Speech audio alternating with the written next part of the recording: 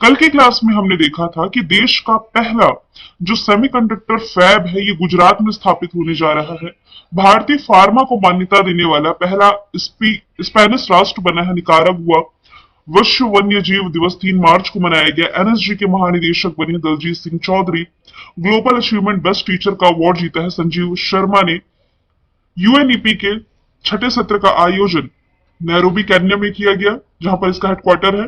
Antarctica की मुख्य भूमि पर पहली बार बर्ड फ्लू ने दस्तक दे दी है। चापचारकुट फेस्टिवल मिजोरम में मनाया गया। हाल ही में संसद सुरक्षा का प्रमुख बनाया गया अनुराग अग्रवाल को, और शून्य भेदभाव दिवस ये मनाया गया 1 मार्च को। सभी क्वेश्चंस कल पढ़ लिए थे, पीडीएफ भी आपको टेलीग्राम चैनल पर शेयर कर दी गई थी। चलिए शुरू करते हैं आज का हमारा पहला सवाल।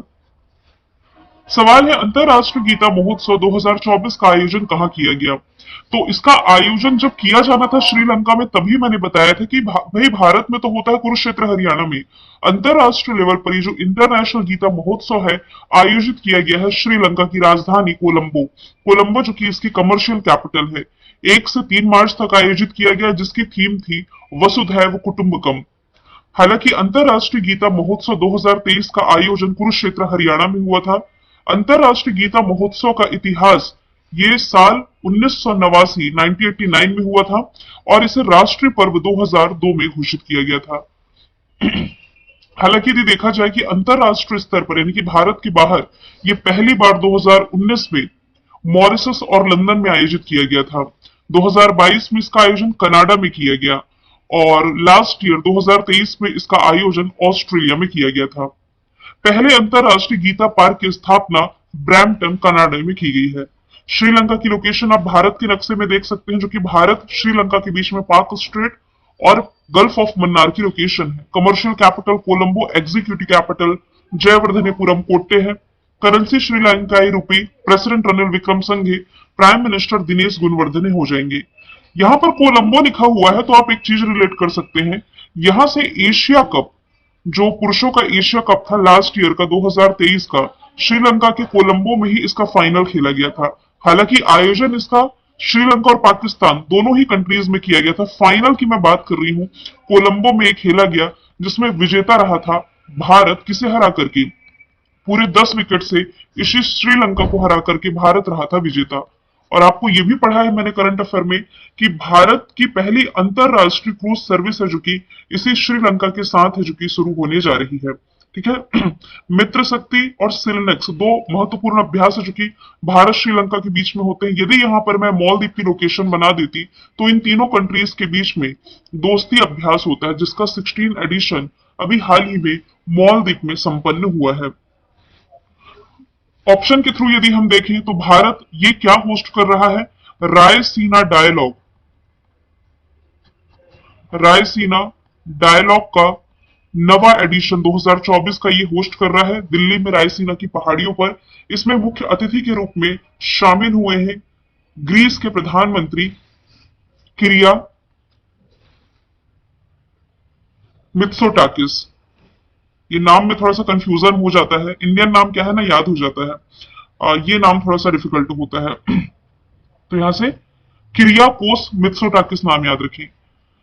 अमेरिका की यदि हम बात करें तो अमेरिका ने क्या होस्ट किया है? ये T20 वर्ल्ड कप जो कि पुरुषों का है ये होस्ट करने जा रहा है ये, और फिर वेस्ट इंडीज इसका आयोजन करेगी।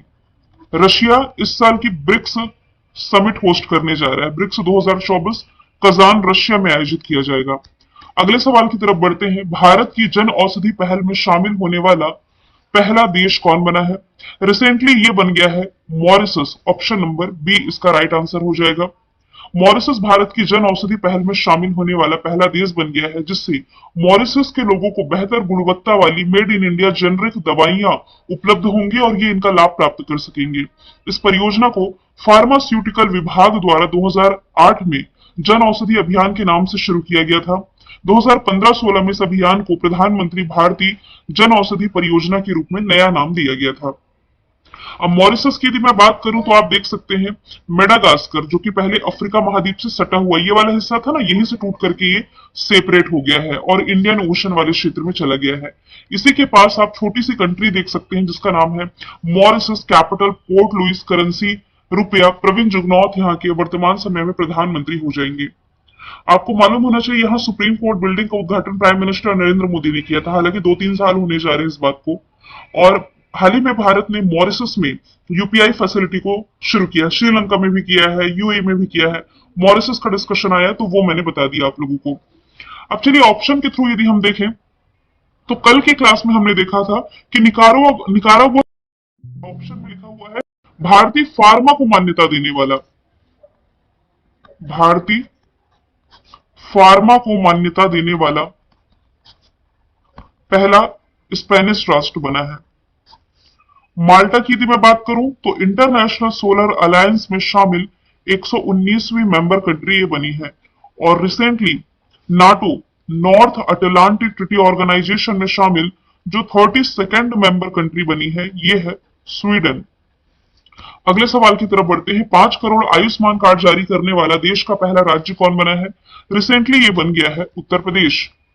5 करोड़ आयुष्मान कार्ड इसने जारी किए हैं। आयुष्मान भारत सरकार के नेतृत्व वाली स्वास्थ्य सेवा योजना है जो कि राष्ट्रीय स्वास्थ्य नीति 2017 की सिफारिशों के आधार पर 23 सितंबर 2018 में शुरू की गई थी। ये दुनिया की सबसे बड़ी स्वास्थ्य योजना है। आयुष्मान भारत योजना या इसे ही आप प्रधानमंत्री जन आरोग्य योजना के नाम से जानते हैं। उत्तर प्रदेश जिसकी राजधानी लखनऊ, जहां पर उत्तर प्रदेश सरकार बंदरवन स्थापित करने जा रही है, मुख्यमंत्री योगी आदित्यनाथ, राज्यपाल आनंदीबेन पटेल है। लोकसभा सीटें 80, राज्यसभा सीटें 31 है। National park Dudhwa Pilibhit Amangarh Ranipur wild life sanctuary है। देश का पहला एआई सिटी लखनऊ में बनेगा। दुनिया की सबसे बड़ी मेडिटेशन सेंटर वाराणसी में उद्घाटन प्राइम मिनिस्टर नरेंद्र मोदी ने किया। यह सवाल एग्जाम में पूछा गया था। इसका नाम है सर्ववेद।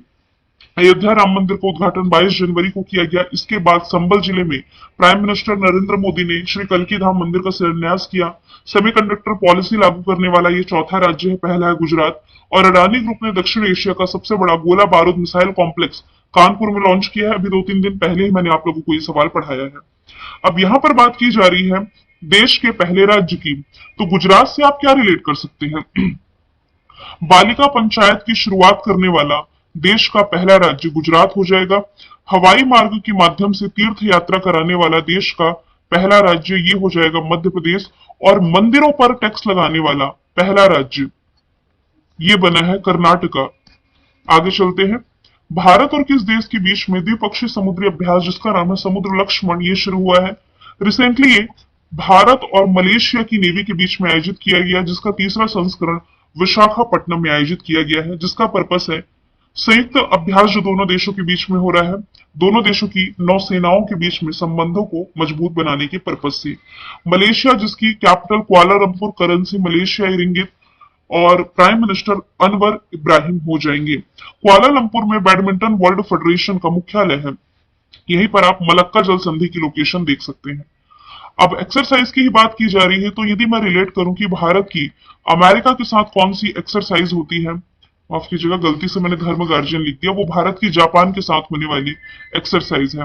अमेरिका के साथ होने वाली एक्सरसाइज में एक तो आप रिलेट कर सकते हैं युद्ध अभ्यास, दूसरी एक्सरसाइज आप रिलेट कर सकते हैं कोप इंडिया, तीसरी एक्सरसाइज आप रिलेट कर सकते हैं संगम, चौथी एक्सरसाइज आप रिलेट कर सकते हैं वज्र प्रहार, पांचवी एक्सरसाइज आप रिलेट कर सकते हैं टाइगर ट्रंप, और छठवीं एक्सरसाइज आप रिलेट कर सकते हैं तरकश, जो कि पहली बार भारत अमेरिका के बीच में लास्ट ईयर हुई थी।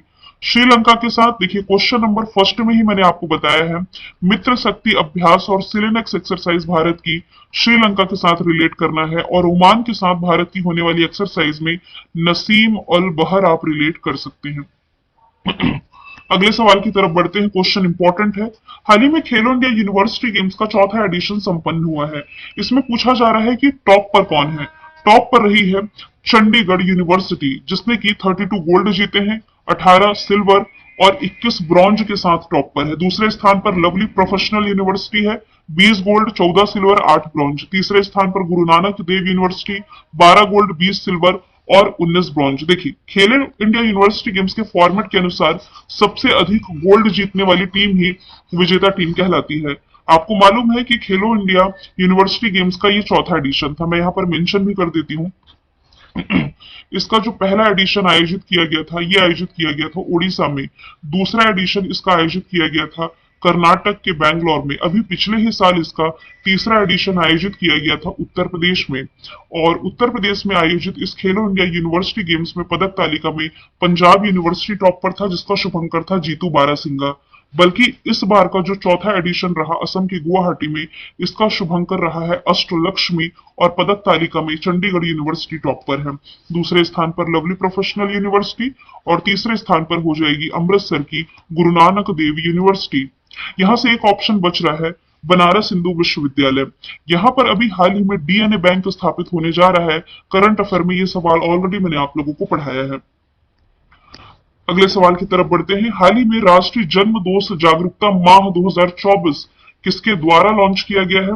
रिसेंटली ये लॉन्च किया गया है नीति आयोग के द्वारा। नीति आयोग के जो मेंबर है डॉक्टर वीके पॉल, इन्होंने दिल्ली में एक समारोह में राष्ट्रीय जन्म दोष जागरूकता माह 2024 का आयोजन किया है, जिसका विषय है बाधाओं को तोड़ना, जन्म दोष वाले बच्चों के लिए समावेशी समर्थन है।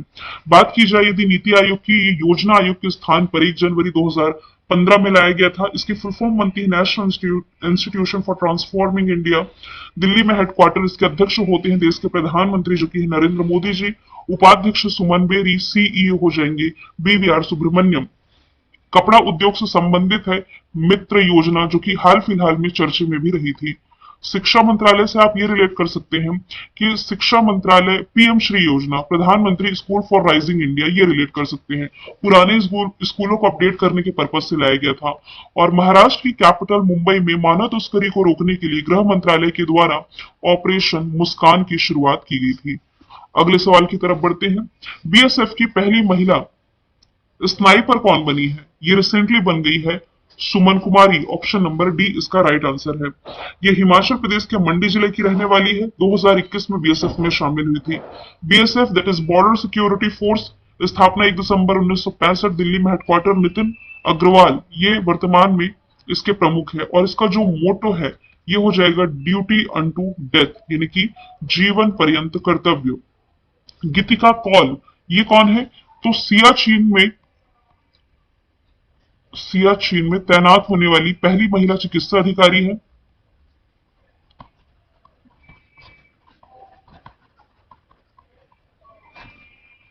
अच्छा, गीतिका श्रीवास्तव यदि लिखा होता ना, तब वो पाकिस्तान में भारत की पहली महिला प्रभारी बनी थी। दोनों नाम में कंफ्यूज नहीं होंगे। जया वर्मा सिन्हा जो है ये रेलवे बोर्ड के इतिहास की पहली महिला अध्यक्ष है। और दीपिका मिश्रा की यदि मैं बात करूं, अभी हाल ही में इन्हें कोई अवार्ड मिला था, वीरता पुरस्कार पाने वाली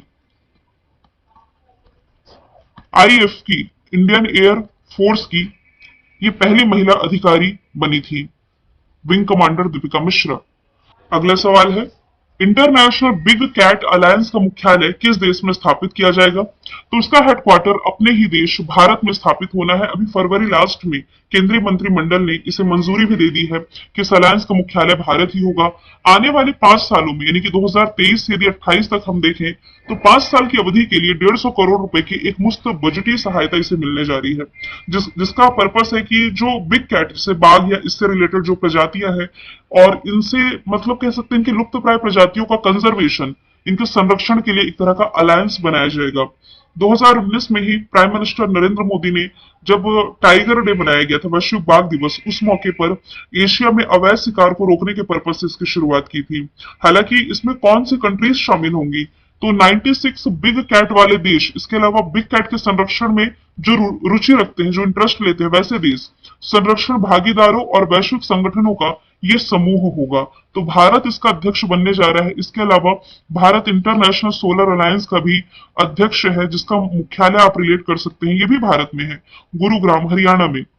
Sri Lanka Indian Ocean Rim Association का अध्यक्ष है। हालांकि फ्रांस ना इंटरनेशनल सोलर अलायंस का उपाध्यक्ष है, ये आपको याद रखना है। अध्यक्ष भारत है, उपाध्यक्ष फ्रांस है। मोस्टली हेडक्वार्टर हम जेनेवा स्विट्जरलैंड में पढ़ते हैं। चाहे हम बात करें WHO की, या यानी कि वर्ल्ड हेल्थ ऑर्गेनाइजेशन की, या वर्ल्ड ट्रेड ऑर्गेनाइजेशन की, मोस्टली हेडक्वार्टर हम यहीं पर पढ़ते हैं। नवा सवाल है, हाल ही में खोजी गई हेड शील्ड समुद्री स्लग की जो नई प्रजाति है, इसका नाम किसके नाम पर रखा गया है? इसका नाम रखा गया है, माफ कीजिएगा, यहां पर ऑप्शन मिस हो गया है। ये रखा गया है देश की जो प्रेसिडेंट है द्रौपदी मुर्मू जी इनके द्वारा भारतीय प्राणी सर्वेक्षण जूलॉजिकल सर्वे ऑफ इंडिया के वैज्ञानिकों ने बंगाल की खाड़ी से हेड शील्ड समुद्री स्लग की नई प्रजाति खोजी है और इस प्रजाति की खोज पश्चिम बंगाल और उड़ीसा के तट पर हुई है। इसका नाम भारत की राष्ट्रपति द्रौपदी मुर्मू जी के नाम पर रखा गया है। नाम है मेलानोक्लैमिस द्रौपदी। ये प्रजाति दुनिया में कहीं नहीं पाई जाती है। यह प्रजाति एक छोटी अकशेरुकी प्राणी है जिसकी अधिकतम लंबाई 7 mm तक होती है। काले भूरे रंग का होता है जिसके पिछले सिरे पर रूबी लाल धब्बा होता है। खोज कहाँ की गई है? अभी हाल ही में पश्चिम बंगाल और उड़ीसा के तट पर। अब यहाँ पर ऑप्शन में द्रौपदी मुर्मू नहीं है, लेकिन आप जानते हैं कि क्वेश्चन के ऑप्शन रखने का क्या पर्पस होता है कि उससे रिलेटेड कुछ करंट के फैक्ट मैं आपको बता सकूं। तो ऑप्शन ई में मैंने रख दिया द्रौपदी मुर्मू, जो कि इसका आंसर है। अब मैं आपको बता देती हूँ, ऑप्शन के थ्रू आप ये रिलेट कर सकते हैं कि किसी भारतीय के नाम पर यदि किसी चीज का नाम रखा गया हो, फॉर एग्जाम्पल अटल बिहारी वाजपेयी जी के नाम पर आप क्या रिलेट कर सकते हैं? बहुत सारे नाम है अटल बिहारी वाजपेयी जी के नाम पर, जैसे कि मुंबई में बना देश का सबसे ऊंचा सबसे बड़ा समुद्री ब्रिज का नाम है अटल सेतु। रविंद्रनाथ टैगोर के नाम पर आप ये कह सकते हैं, हाल ही में जो बैक्टीरिया खोजा गया था ना, ये रविंद्रनाथ टैगोर के नाम पर रखा गया था। नरेंद्र मोदी जी के नाम पर दुनिया का सबसे बड़ा क्रिकेट स्टेडियम है, कहां? गुजरात के अहमदाबाद में नरेंद्र मोदी स्टेडियम। इसके अलावा भारत की पहली रैपिड रेल जो है इसका नाम है नमो भारत। अब ऑप्शन सी की जगह मैं रख दूंगी द्रौपदी मुर्मू जी का नाम। हालांकि मैं ये भी बता देती हूँ कि अरुण जेटली सी ऑप्शन में रखा है, तो यहां से भी आप रिलेट कर सकते हैं। दिल्ली में जो फिरोज शाह कोटला स्टेडियम है इसका नाम अरुण जेटली जी के नाम पर रखा गया है। अगला सवाल है, ग्लोबल रिसोर्स आउटलुक रिपोर्ट किसके द्वारा जारी की जाती है? रिसेंटली ये जारी की है UNEP, United Nations Environment Programme ने। मैंने आपको कल ही बताया था कि भाई यूएनईपी की जो 6वीं बैठक है ये इसी के हेडक्वार्टर केन्या नैरोबी में आयोजित की गई है, जिसके द्वारा ग्लोबल रिसोर्स रिपोर्ट रिलीज की गई है। 5 जून 1972 में इस ऑर्गेनाइजेशन की स्थापना हुई, नैरोबी में हेडक्वार्टर है।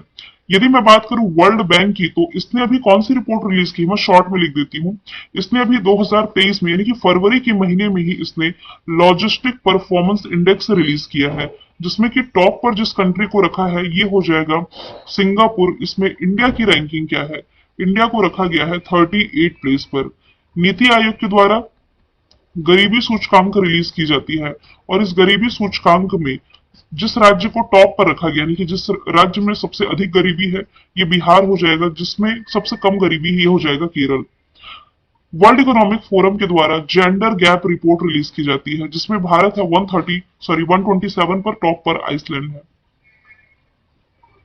स्टैटिक जीके में यदि हम देखें तो अजंता की गुफाओं का निर्माण गुप्त शासकों ने कराया था। ये अजंता एलोरा महाराष्ट्र में है, औरंगाबाद के पास में। उदयपुर में सहेलियों की बावड़ी का निर्माण महाराणा फतेह सिंह ने कराया। नेपोलियन को मैन ऑफ डेस्टिनी भी कहा जाता है। रविंद्रनाथ टैगोर को कवि गुरु, तोताए हिंद अमीर खुसरो को साइलेंट वैली प्रोजेक्ट केरल में है। प्रशांत महासागर अटलांटिक महासागर को पनामा नहर जोड़ती है। यूएसए कनाडा के बीच में 49 पैरेलल लाइन है। विधान परिषद का अध्यक्ष बनने के लिए न्यूनतम आयु सीमा है 30 साल की। मैंने कल आपसे पूछा था देश का सबसे लंबा सिग्नेचर स्टे ब्रिज, आंसर था गुजरात द्वारका में। ठीक है, आज का सवाल है, प्रेसिडेंट द्रौपदी मुर्मू जी ने भारत के नए लोकपाल के रूप में किसे नियुक्त किया है? आंसर इसका आप कमेंट बॉक्स में बताइए। फिर हम मिलेंगे नेक्स्ट वीडियो में। Thank you so much.